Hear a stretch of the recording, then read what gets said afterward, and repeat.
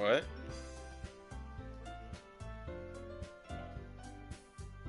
You already know that. The Jays game. Yep.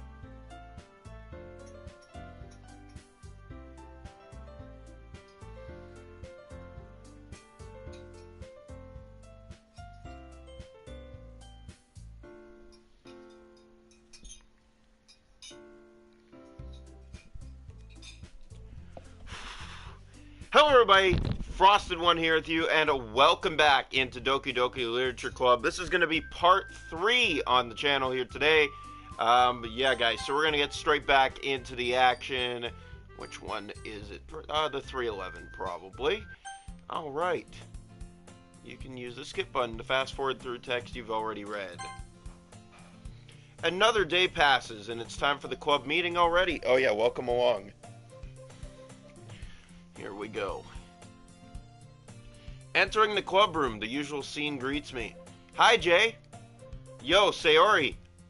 Looks like you're in a good mood today. I'm just still not used to you being in the club, that's all. I see.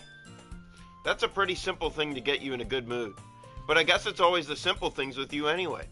Speaking of which, I'm kinda hungry. Will you come with me to buy a snack? No thanks. Eh? That's not like you at all. I have my reasons. Why don't we take a look at your purse, Sayori? Why that all of a sudden? No reason, really. I just wanted to look at it. Sayori nervously retrieves her coin purse. She fumbles with the latch and gets it open. Then she turns it upside down and lets its contents spill onto the desk. Only 2 small coins fall out. I knew it. I could see right through you, Sayori. That's not fair. How did you even know? It's simple. If you had enough money in the first place, you would have bought a snack before coming into the club room. So either you're not hungry and wanted an excuse to take a walk, or you plan to conveniently forget that you spent all your money so that I would lend you some. But there's one more thing. You're always hungry. And so that only leaves the one option. I give up. Don't make me feel guilty. If you feel guilty, that means you deserve to feel guilty. Yuri suddenly giggles. Huh? I didn't notice that she was listening in. Her face is in her book as always. I wasn't listening or anything. It was just something in my book. Yuri, tell Jay to let me borrow some money. Don't get me involved like that, Sayori. Besides, you should only buy what you can responsibly afford. And frankly, after pulling a mischievous little stunt like that, your suffering is fair enough retribution. Did I just... I didn't mean that. I got too absorbed into my book. I really like when you speak your mind, Yuri. It doesn't happen much, but it's a fun side of you. There's no way you could think that. You were right, though. I did something bad and now I have to accept the revolution. Retribution. That still coming from you, Sayori. I guess there's a little devil inside all of us, isn't there? Don't let her fool you. Sayori knows exactly what she's doing. After all, she told you guys she was bringing me to the club before she even told me. But you wouldn't have come if it weren't for the cupcakes. So I had to trick Natsuki into making them. Come on, give me more credit than that, Sayori. Out of nowhere, something smacks Sayori in the face and tumbles onto the desk. Thwap. Kia! Ow. What was... A cookie? Sure enough, it's a giant cookie wrapped in plastic. Sayori glances around. Is this a miracle? It's because I paid my restitution. Retribution. Actually, that one almost worked. I was just gonna give it to you. But then I heard you blab about the cupcakes. It was totally worth seeing your reaction, though. Natsuki, that's so nice of you. I'm so happy. Sayori hugs the cookie. Geez, just eat it. Sayori rapidly tears open the wrapper and takes a big bite. So good. Sayori suddenly clasps her hands over her mouth. I bit my tongue. You're going through a lot over just one cookie. Natsuki takes a bite of her own cookie. Ah, yours looks really good too, Natsuki. Can I try it? Jeez, beggars can't be choosers. But yours is chocolate. Yeah, why do you think I gave you that one? Fine. Still, I'm really happy that you shared this one with me. Sayori gets out of her seat and goes behind Natsuki and then wraps her arms around her. Ah, jeez. I get it. Cookie still in hand, Natsuki reaches up to nudge Sayori off of her. Sayori suddenly leans down and takes a bite out of Natsuki's cookie. Hey! Did you seriously just do that? Uh-huh. Mouth full, Sayori trots away to safety. Yuri and I laugh as well. Geez, you're such a kid sometimes. Monika, can you tell Sayori... Eh? Natsuki glances around. Monika isn't in the clubroom. Ugh. Where's Monika anyway? Good question. Have any of you heard anything about her being late today? Not me. Yeah, I haven't either. That's a bit unusual. I hope she's okay. Of course she's okay. She probably just had something to do today. She's pretty popular after all. Eh? You don't think she has a... I wouldn't be surprised. She's probably more desirable than all of us combined. That's true. Excuse me? Suddenly the door swings open. Sorry, I'm super sorry. Ah, there you are. I didn't mean to be late. I hope you guys weren't worried or anything. Eh? Monika chooses the club over her boyfriend after all. You're so strong-willed. Boyfriend? What on earth are you talking about? Monika quizzically glances at me. Ah, never mind that. What held you up anyway? Well, my last period today was study hall. To be honest, I kind of just lost track of time. That makes no sense, though. You would have heard the bell ring at least. I must not have heard it since I was practicing piano. Piano? I wasn't aware you played music as well, Monika. I don't really. I kind of just started recently. I've always wanted to learn piano. That's so cool. You should play something for us, Monika. Monika looks at me. Maybe once I get a little bit better, I will. Yay! That sounds cool. I'd also look forward to it. Is that so? In that case, I won't let you down, Jay. Monika smiles sweetly. I didn't mean any pressure or anything like that. Don't worry. I've been practicing a whole lot recently, and I really love the chance to share once I'm ready. I see. In that case, best of luck. Thanks. So I didn't miss anything, did I? No, not really. I choose to leave out Sayori's mischievous escape aid. I'm sure Natsuki will end up complaining to her anyway. Looks like everyone has already settled down. Sayori somehow already finished her entire cookie. Yuri is back to her book and Natsuki disappeared into the closet. Jay! Sayori suddenly comes up to me. I'm gonna go get some supplies from another classroom. Wanna come with me? Supplies? What for? Well, you know how this festival is coming up. Me and Monika were gonna make some posters and stuff. So I need to go find some crayons, markers, and glue sticks. I see. Sure, I'll go with you. Yay! Okay, Monika, we'll be back soon. Are you going with Jay to get the supplies? There's no need to trouble yourself. I'd be happy to go with him. But I wanted to go. So much fun exploring empty classrooms and stuff. Hee, okay. It was just a suggestion. See if you can find poster paper too, okay? Okay. Ready, Jay? Yep, let's go. Just a quick sec, I need to take a break.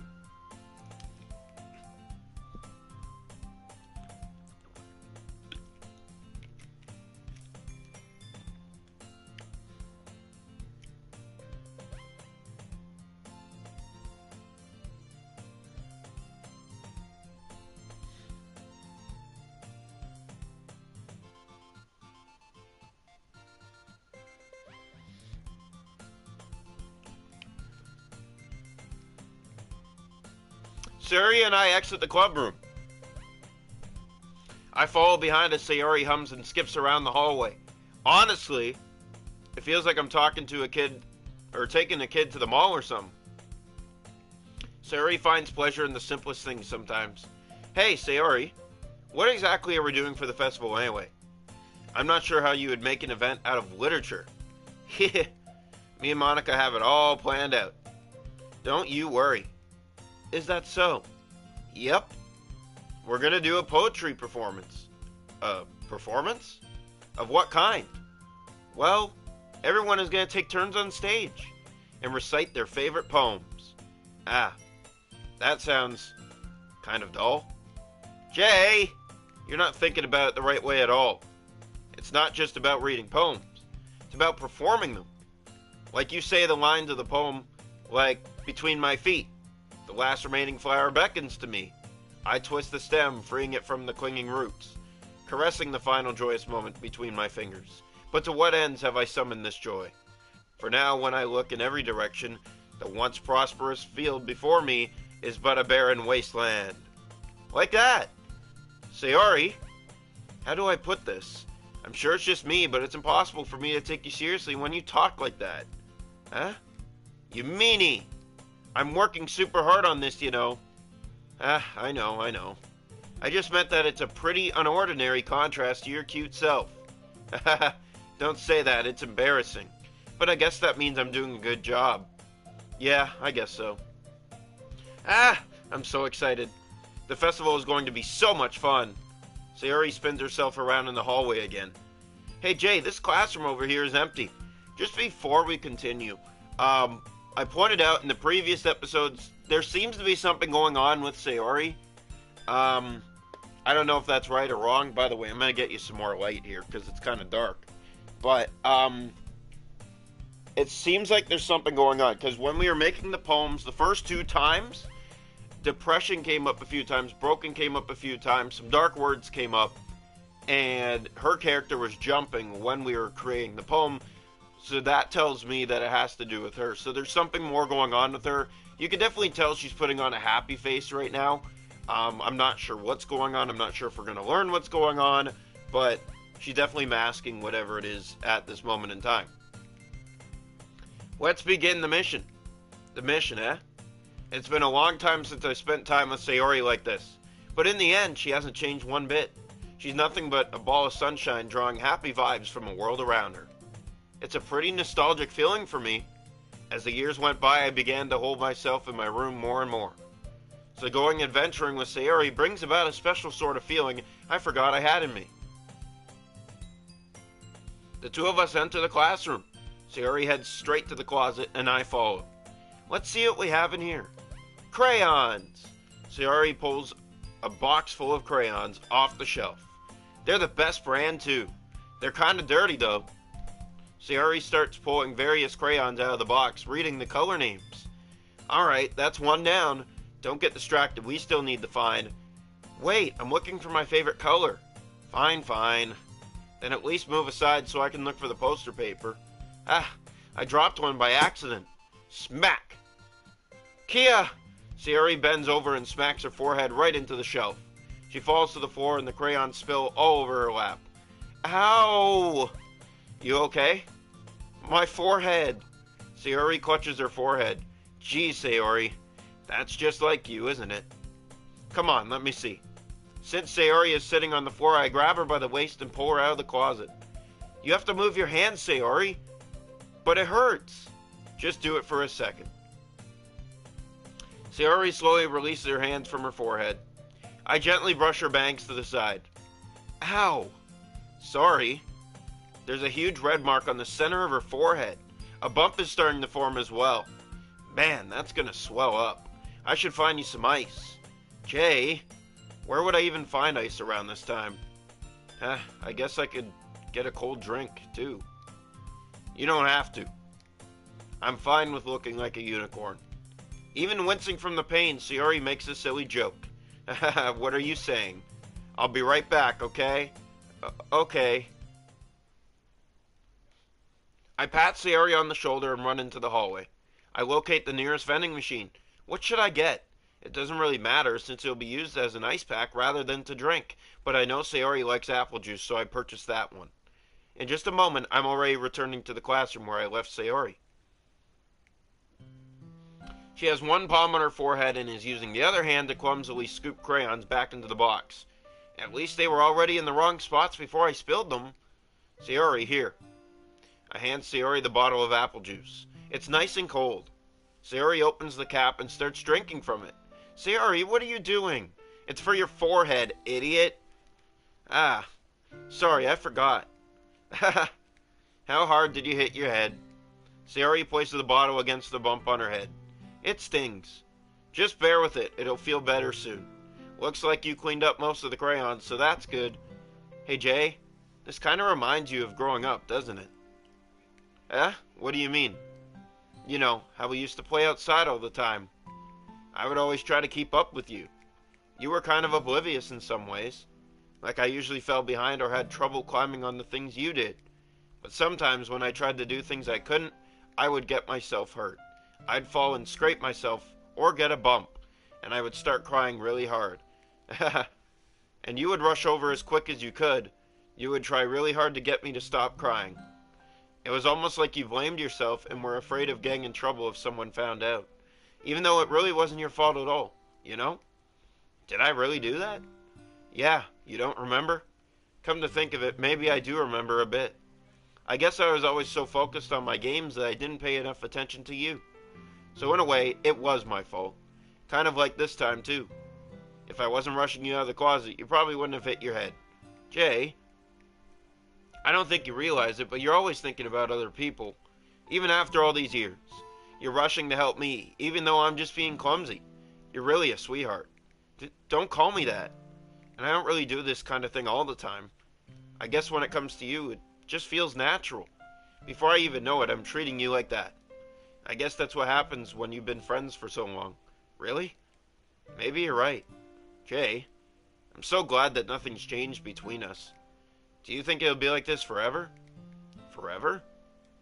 If I'm honest to myself, there's no telling where we'll end up for college or after that.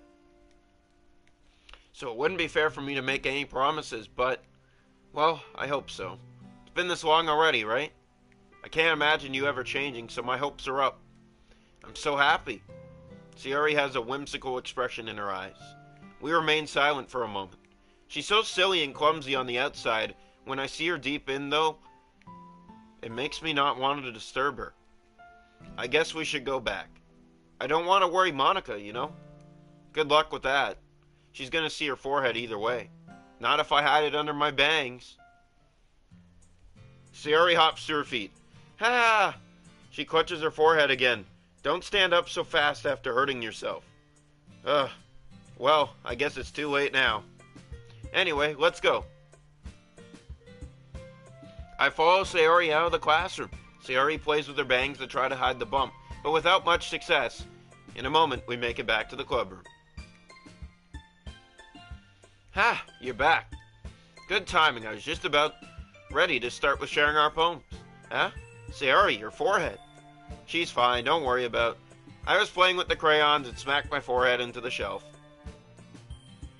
Well, anyway, were you able to find everything we needed? I have it right. Sayori frantically glances around herself. I forgot all the stuff! Calm down, Sayori. I have it all right here. I found the poster paper, too. Sounds like you ended up doing all the work, Jay. Well, Sayori. I failed to come up with an excuse for Sayori. I made it an adventure. Yeah, that. Okay. In any case, good work. I'll start working on the posters tonight. Me too. Okay, everyone. Are you ready to share your poems? Guess I should grab mine. After making sure the crayon box is closed tightly, I return to my seat. Who should I show my poem to first? Sayori needs us the most, I'd say, so I'm gonna... Yeah. Jay, I really love your poems. I can't believe you've been hiding these from me. I'm not hiding anything. But your poems are so good. Yesterday's, and this one too. You can't tell me you haven't done this before. I mean, you're really the one who feels that way, so... No way! Not even Natsuki? Well, I guess Natsuki is the least likely to admit how much she likes something, but I don't think it's that. What do you mean? Well, I guess I'll be honest about it. It's a lot easier to write poems when I'm thinking about you. What? Stop thinking weird things, idiot. I just mean that you're a really expressive person, I guess. How am I supposed to write poems about my own stupid life? But you somehow make everything in your life an adventure. Even the little things. Like cooking. Let's not talk about that. So, yeah. I guess what I'm saying is that I can feel more feelings through you than I can through myself. We have that kind of weird connection. It's your fault for getting in my business all the time. Huh? I don't know if I understand. Sigh. You never understand when I try to explain things to you, do you, Sayori? I pat Sayori's head. Hey! I'm not a kid, you know. Are you sure about that? Maybe. Sayori starts fiddling with her pencil between her hands. Hey, Jay? Will you give me your poem? I kind of want to keep it. Huh? Why? Because, well, it's the first time you've written something for me. Sayori, you completely misunderstood. I didn't write this for you. Sigh. Are you even listening anymore? Well, whatever. I'll give it to you when we go home. Really? Snap! Ah! I broke my pencil. Sayori hastily bends down to pick up the piece she dropped. 1 sec.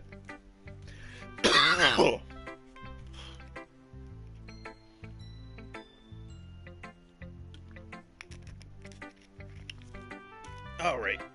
Should be good now.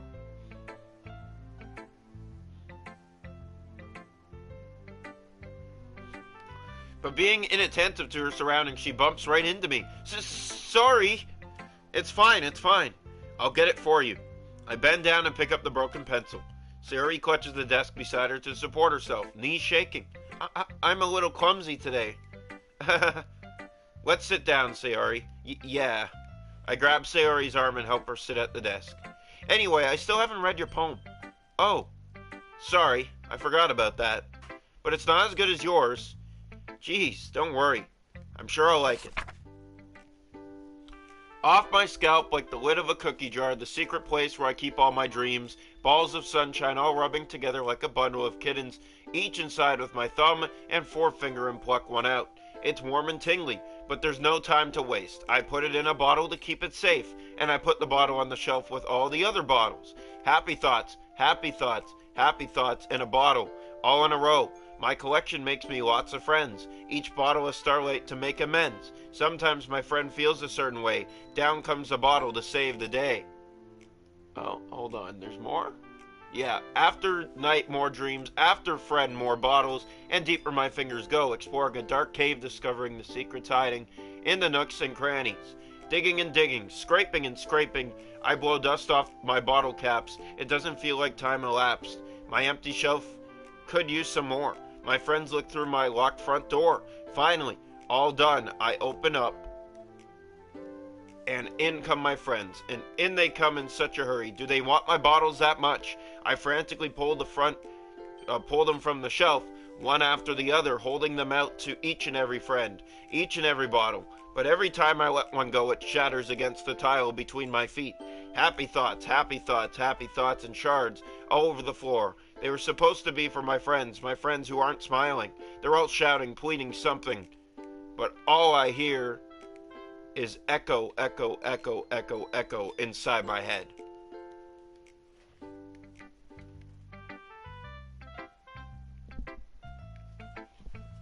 Holy crap. Sayori, did you really write this? Of course I did. Didn't I tell you yesterday I was going to write the best poem ever? Yeah, but I didn't expect something like this coming from you. Monica taught me a whole lot, and I've been really in touch with my feelings recently. I see that. It's almost kind of creepy. Creepy? Well, not exactly. Maybe because I'm so used to you being cheerful. Well, never mind. I'm thinking too hard about it. The point is, it came out good, so you should be proud of it. Thanks. I feel like I was meant to express myself this way. It even helps me understand my own feelings a little bit better. Writing is like magic. You've gotten pretty passionate about this, huh? I hope you keep it up. Yeah, writing's the best. I'm gonna keep writing until I die. Don't get ahead of yourself. Sayori's always had a habit of getting obsessed with something before dropping it, no more than a week later. I wonder if this is one of those times. But seeing the passion in her eyes makes it hard for me to be pessimistic. Who should I show my poem to next? Let's show it to Yuri. Why not? But yeah, I mean, just there in that poem, like I already said, there's clearly something going on here with her, but that poem, like, definitely brings that out a lot more. It shows us that she's in a dark place deep down. Let's see what you've written for today. Well done, Jay. Your skills are already improving. Really? Thanks, Yuri. Coming from you, that means a lot. Huh? It's nothing. I'm just happy to help inspire fellow writers. I know you're new to this, so don't worry so much if it seems like you can't get your poem to feel perfect. You don't need to be afraid to be a little more daring. Metaphors can go a long way. Don't feel like you need to work your brain like turning a bunch of gears. Try letting your mind wander through your feelings and write down the things you see and hear. That's one way to truly enable your reader to see into your mind. It's a very intimate exercise. I see. That's a certainly interesting technique. Thanks for sharing. I have, well, an example of that if you'd like to read it. Of course. Is this the poem you wrote for today? Yuri nods and timidly hands me her poem. It happened in the dead of night while I was slicing bread for a guilty snack. My attention was caught by the scuffing of a raccoon outside my window. I believe the first time I noticed my strange tendencies as an unordinary human. I gave the raccoon a piece of bread, my subconscious well aware of the consequences, well aware that a raccoon that is fed will always come back for more. The enticing beauty of my cutting knife was simply the bread, my hungry curiosity, the raccoon, an urge. The moon increments its phase and reflects that much more light off of my cutting. Some light that glistens in my eyes of my raccoon friend, the bread fresh and soft. The raccoon becomes excited. Oh, perhaps I'm merely projecting my emotions onto the newly satisfied animal. The raccoon is taken to following me. You could say that we've gotten quite used to each other. The raccoon becomes hungry and more frequently, so my bread is always handy. Every time I don't even know what that says, but I think brandish? Every time I brandish my cutting knife, the raccoon shows me its excitement. A rush of blood, classic Pavlovian conditioning. I slice the bread.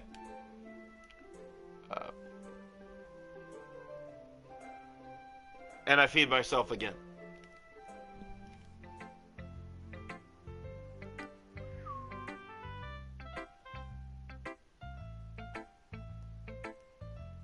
Okay. I was a little more daring with this one than yesterday. I can see that. It's a lot more metaphorical. I don't know if it's my fault, but I can't begin to imagine what this poem is about. That's right.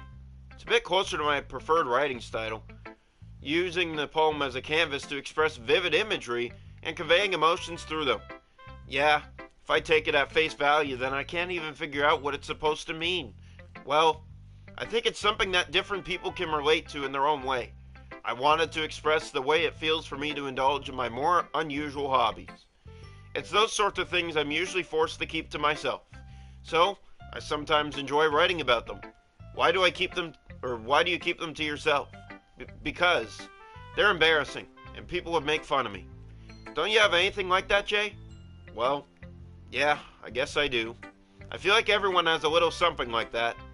The best we can do is respect each other and our individualities, even if it's difficult sometimes and some things make us uncomfortable. After all, if I hadn't learned to embrace my own weirdness, I would probably hate myself. I might be ranting a little bit now, but I'm glad that you're a good listener.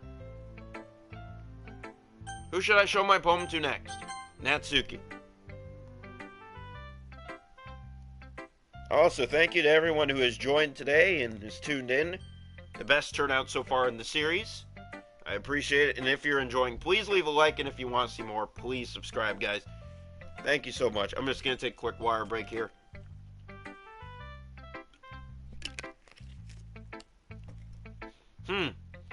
Well, it's not really any worse than your last one, but I can't really say it's any better either. Phew. Huh? Phew what? Well, anything that isn't a train wreck I'll take as a win, and I get the feeling you're probably the most critical. Hey!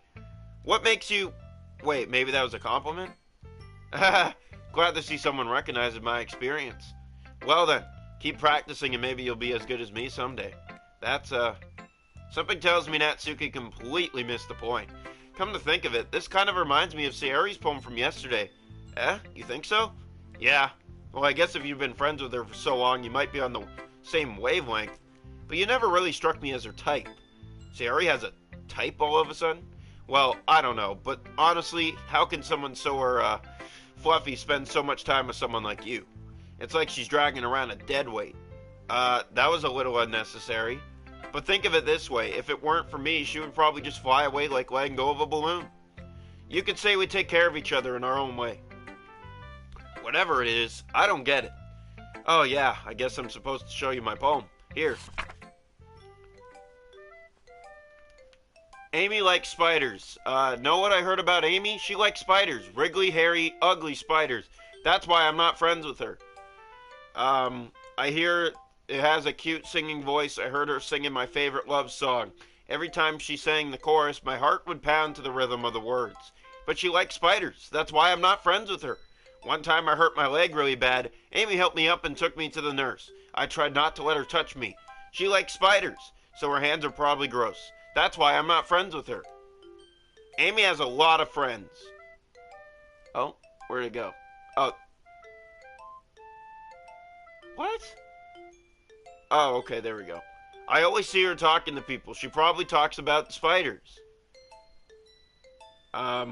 What if her friends start to like spiders too? That's why I'm not friends with her. It doesn't matter if she has other hobbies. It doesn't matter if she keeps it private. It doesn't matter if it doesn't hurt anyone. It's gross. She's gross. The world is better off without spider lovers. And I'm gonna tell everyone. Not bad, right? It's quite a bit longer than yesterday's. Yesterday's was way too short. I was just warming up. I hope you didn't think that was the best I could do. No, of course not. Anyway, the message is pretty straightforward in this poem. I doubt I have to explain it. Sometimes you can explain complicated issues with much simpler analogies. And it helps people realize how stupid they're being. Like anyone would agree that the subject of this poem is an ignorant jerk. Do you know people like that? Of course, it's about how everyone thinks That doesn't matter, it can be about anything. I wrote it to be easy to relate to. Everyone has some kind of weird hobby or a guilty pleasure, something that you're afraid if people find out they make fun of you or think less of you. But that just makes people stupid. Who cares what someone likes as long as they're not hurting anyone and it makes them happy? I think people really need to learn to respect for others for liking weird things. Huh? That's funny. Yuri wrote about something similar today. Huh? Did you say Yuri? Yeah. She said her poem was about an unusual hobby of hers. I didn't really get it, but she said something similar to you. That people shouldn't make each other feel insecure about those things. Really? Well, I mean, Yuri's pretty weird, so I wouldn't doubt that she has some weird hobbies. Not that there's anything wrong with that. It's not like I would judge her or anything. Natsuki has trouble fighting her words. I guess I should try not to be so mean to her. If she feels insecure about her weird behaviors and stuff, I mean, I always hate people who make me feel insecure, and Yuri made me feel insecure yesterday. But the way you put it, it sounds like she's learned her lesson. Well, I would say so. Even if her writing style is really different, I'm sure she'll appreciate the message in your poem. It's what I do best, after all. I don't like writing things unless there's a good message to take away from it. Like conveying emotions is important. But I want to make people think, not just feel. Remember that. I'm going to write a good one for tomorrow, too, so look forward to it. And here we go with Monica. Hi again, Jay. How's the writing going? All right, I guess. I'll take that. As long as it's not going bad. I'm happy that you're applying yourself. Maybe soon you'll come up with a masterpiece. I wouldn't count on that. You never know. Want to share what you wrote for today? Sure, here you go. I give my poem to Monica. All right, it's pretty good. It makes me think of Sayori, like the other one that you wrote. You two are like the dynamic duo. That's kind of exaggerating it. Yeah, probably. But you do spend a lot of time with her, even in this club, don't you? Then again, I don't blame you for being a little shy. I'm not shy, it's just... I'm just teasing. I know it takes a bit of time to make friends with everyone. But Yuri and Natsuki are super interesting people, so don't be afraid to give them their share of time. And you can talk to me every now and then, too. I'm not, like, unapproachable or anything, am I? No, it's nothing like that. I'm just still getting used to being here, that's all. Yeah. I'm sorry if I was putting pressure on you or something. I really didn't mean it like that. No, don't worry. I get what you're saying. Well, alright. But anyway, you want to read my poem now? I like the way this one turned out, so I hope you do too. Alright, let's take a look. Colors they won't stop. Beautiful colors. Expanding, piercing, red, green, blue, and endless... I don't know what the hell that says. Of meaningless noise. The noise it won't stop. Violent, grating waveforms. Squeaking, screeching, piercing. Sine, cosine, tangent. Like playing a chalkboard on a turntable. Like playing a vinyl on a pizza crust. An endless poem of meaningless. Load me. Weird? Huh. It's even more abstract than your last one, huh? It's like... How do I say this? It's like she's trying to speak to someone, whether that's us, someone else. Oh, sorry. I'm not sure, but it sounds like she wants to be heard. It really does sound like she wants to be heard. That's what that sounds like to me.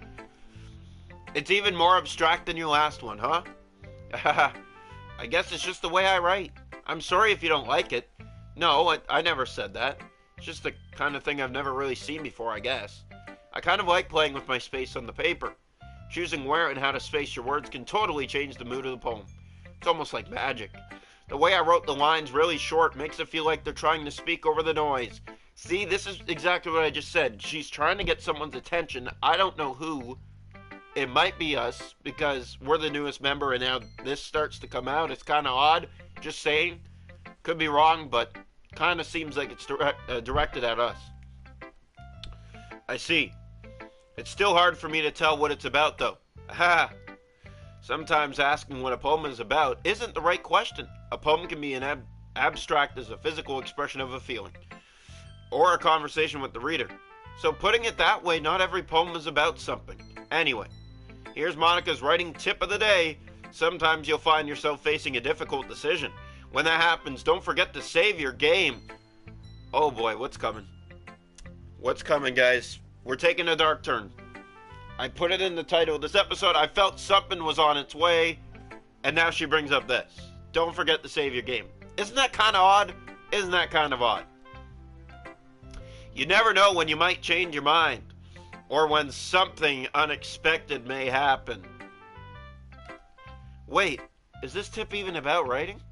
What am I even talking about? That's my advice for today. Thanks for listening. Okay, so there's definitely something up. Like I said, she's trying to speak to us, or someone, and then she goes and basically says, there's gonna be trouble, so you might want to save your game. You might want to go back. Clearly, something's going on here. She seems to be aware of it. I don't know if she's behind it or aware of it. Don't know what's going on, but it's not good. Bottom line is, it's not good. I feel like it might have something to do with Sayori, because she keeps making depressing poems and trying to get people's attention with the words broken, depression, empty, all those things. So, like, that's someone basically calling out for help, if you know what I mean. Okay, everyone. We're all done reading each other's poems, right? I have something extra planned today, so if everyone could come sit at the front of the room. Is this about the festival? Well, sort of. Do we really have to do something for the festival? It's not like we can put together anything good in just a few days. We'll just end up embarrassing ourselves instead of getting any new members. That's a concern of mine as well. I don't really do well with last-minute preparations. Don't worry so much. We're going to keep it simple, okay? We won't need much more than a few decorations. Sayori has been working on posters, and I've designed some pamphlets we can give out during the event. Okay, that's great and all, but that doesn't tell us what we're actually going to be doing for the event. Sorry. Thought you heard about it already. We're going to be performing. Performing? Monica. Yeah, we're going to be having a poetry performance. Each of us are going to choose a poem to recite during the event. But the cool part is, we're also going to let anyone else come up and recite poems too. Sayori's putting it all on the posters in case anyone wants to prepare ahead of time. Sayori, who's been coloring a poster, holds it up for us to see. Are you kidding me, Monica? You You didn't already start putting those posters up, did you? Well, I did. Do you really think it's that bad of an idea?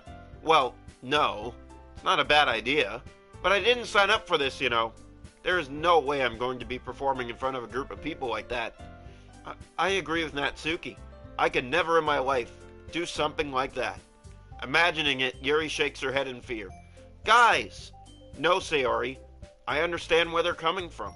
Remember that Natsuki and Yuri have never shared their poems with anyone until just a couple days ago. It's a lot to ask for them to recite their poems out loud to a whole room full of people. I guess I kind of overlooked that. So I'm sorry. But I still think we should give it our best. We're the only ones responsible for the fate of this club. If we start the event and each put on a good performance, then it will inspire others to do the same. And the more people who perform, the better we'll be able to show everyone what literature is all about. Yeah! It's about expressing your feelings, being intimate with yourself, finding new horizons, and having fun. That's right. And it's those reasons that we're all in this club today. Don't you want to share that with others?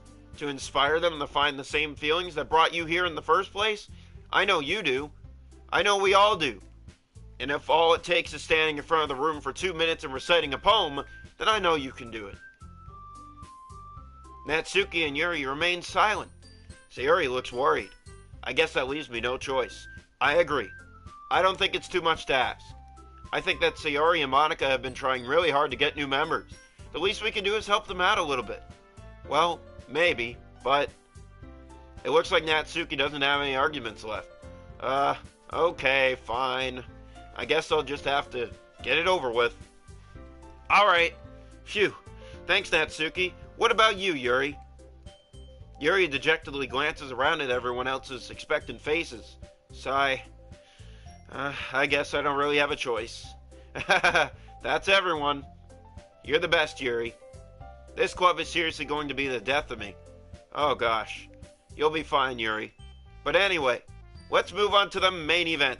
I want each of you to choose a poem of yours. We're going to practice reciting them in front of each other. No way! Monica, this is too sudden. Well, if you can't recite your poem in front of the club, how do you expect to do it in front of strangers? Oh no. Don't worry. I'll start off to help everyone feel a little more comfortable.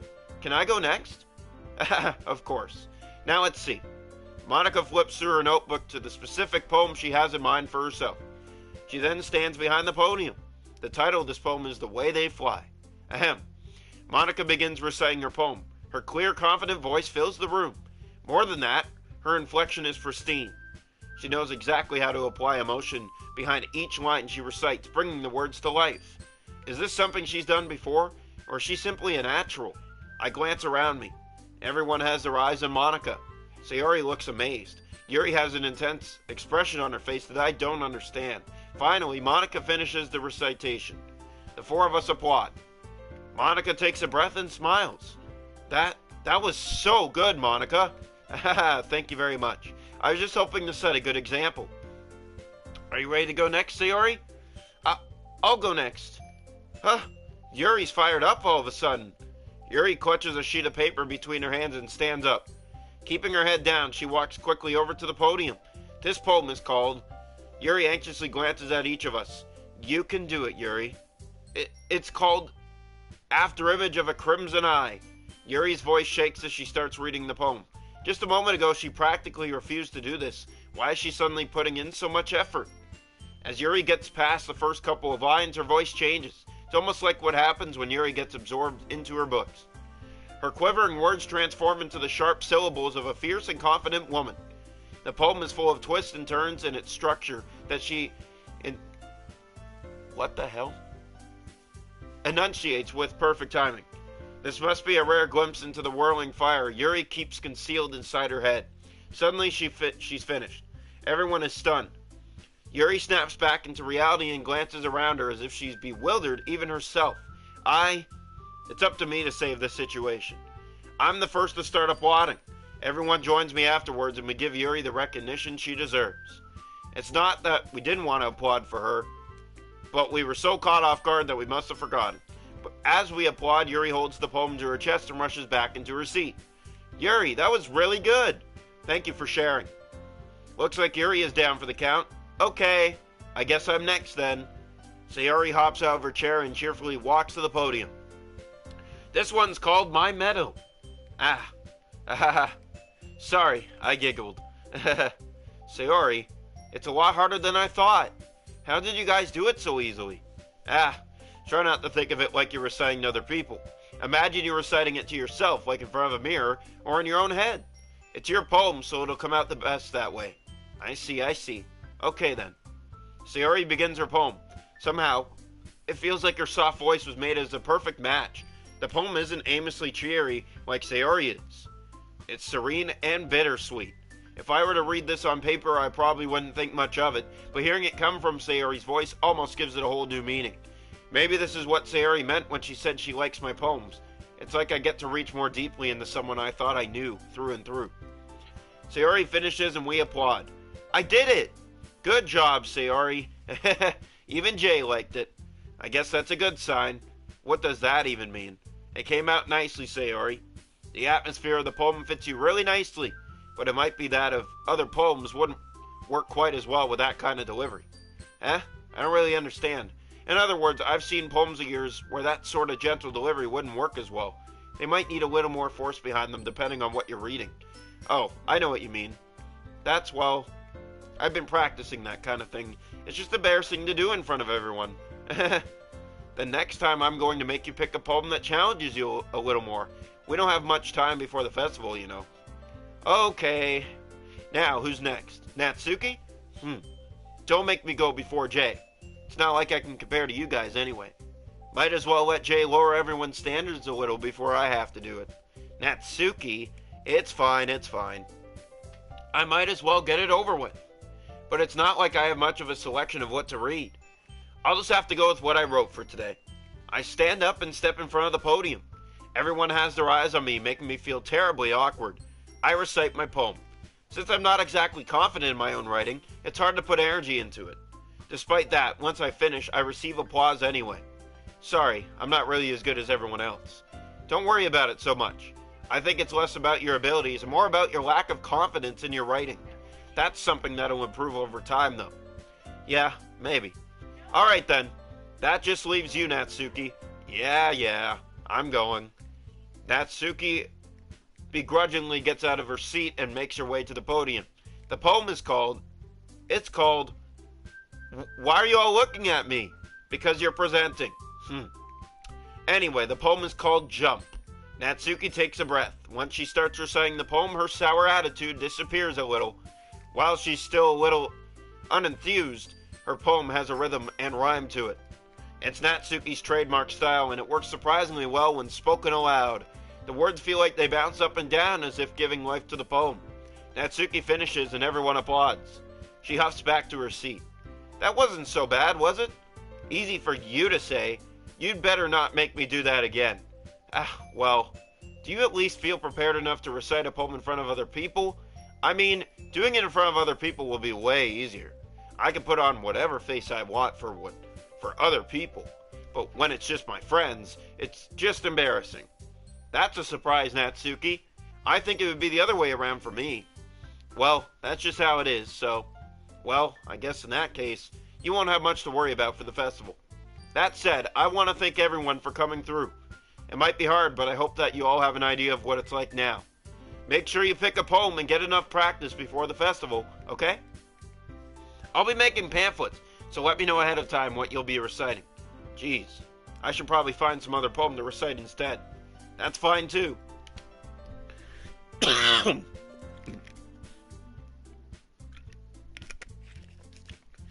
Fourth wall break indeed. It doesn't have to be your own. I'm already pleasantly surprised that you're putting in all this effort for the club. It makes me really happy. Yeah, no problem. Okay, everyone. I think that's about it for today. I know the festival is coming up, but let's try to write poems for tomorrow as well. It's been working out really nicely so far, so I'd like to continue that. As for the festival, we'll finish planning tomorrow, and then we'll have the weekend to prepare. Monday's the big day. I can't wait. I can do this. Alright. I stand up. There's no way I'll be able to find the same enthusiasm as Sayori and Monica, but I'll do my best to get through it. if it's for the sake of the club. And impressing Monica, then I'll have to do my best. Ready to go, Sayori? Yep. Look at you two, always going home together like that. It's kind of adorable, isn't it? Geez, guys, don't make such a big deal out of it. Must be a little nice, though. Well, how am I supposed to respond to that? It's okay, Jay, you don't have to say it. Whatever, let's go already. I walk home with Sayori once more. Even though it's only been a few days, a lot of things have already changed. But today, Sayori is being a little quieter than usual on the way home. Hey, Sayori. Sorry, I was spacing out. No wonder. I was thinking about something from earlier. I like how we get to... Sayori fumbles with her words. So let's just say that one day Yuri asked to walk home with you. Huh? What would you do? What kind of question is that? You're kind of putting me on the spot here. Well, I would still walk home with you. You really think I would ditch you for Yuri? But she's so beautiful and smart. Jeez, I always see her in the club every day. Besides, you always seem to really like going home together. I wouldn't just ruin that for you. You're so silly, Jay. You think about me too much sometimes. Yuri would deserve it if she wanted it, so... Sorry, I've already made up my mind. I really can't figure you out sometimes. Sorry. Besides, what's the point in speculating something that's never going to happen? The conversation trails off. It's kind of a weird thing for Sayori to care so much about, but I want to respect her and keep her happy too. Then again, the festival is only a few days away. Who knows what will happen in that time? Alright, so I'm going to do this poem and then leave this episode here. Is actually a longer one. We almost went an hour. That's pretty good. That is pretty good. So anyway, here we go. We're trying to reach out to her again. Breathe. Okay, well that's not her. Sadness. That's definitely her. Empty. Her. Okay, broken. Anxiety. Ooh, interesting. Okay. Huh. Bed. Yep. Depression. Daydream. Pout. Death. Dude, crazy. Crazy. Death made her jump. Imagination. Contamination. Judgment. Love. Hopeless. Cage? Misery. Defeat. Existence. Flee. Okay, so I still believe that spoke mostly to Sayori. Alright guys, that is where I'm going to leave episode 3 of Doki Doki Literature Club. I hope you've all been enjoying as much as I am. And if you are, please leave a like. If you want to see more, please subscribe. I will see you guys in the next one. Bye guys.